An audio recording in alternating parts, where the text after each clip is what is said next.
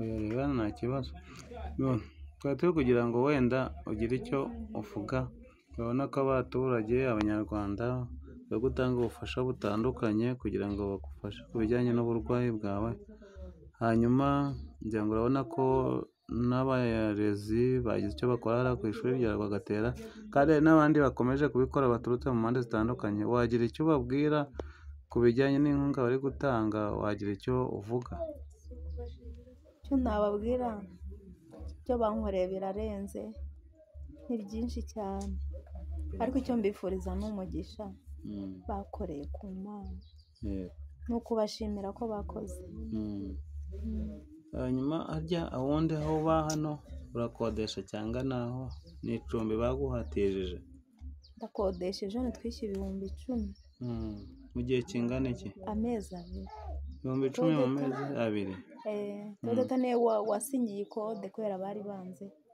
Dodeta yishakaho 5, nanjye nshaka 5. Umuturage wagufashije akwishyurira ukwezi kumwe, hanyuma nawe wishyura 5 by'ukwezi, ubwo ni amezi 2? Ni amezi 2. Yego. Kubera ko yaravuze ati uyu mubyeyi ararembye, azajya yambara ubusa mu kazu yabagamo kameze kuriya. Iyi nzu ayibayemo yagira aho aryama hisanzuye, nibura n'abana ntibajye bamubona, nuje kumureka akabona aho yicara. Uravuga ati mu bice bitandukanye abanyarwanda bose bari kugira icyo bakora bakagutera inkunga, ukabasabira umugisha aho baherereye hose mu bice byose by'u Rwanda, Imana ibahe umugisha.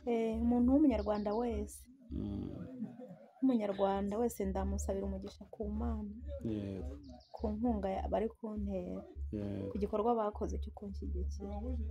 Baracyakomeje n'ubu, ngira ngo hari abari gukomeza kubikora, kandi n'ubundi bazakomeza, bafite umutima w'urukundo, n'ubundi bazakomeza kubikora, kandi bagiye baduha ubutumwa batubwira ko tukubwira komeza kwihangana, kandi iby'Imana ikora biratangaje, hari n'ibyo izakora utazi, sibyo? Yego.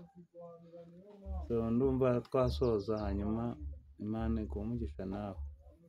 Namwe murakoze, mwakomeje kumba hafi.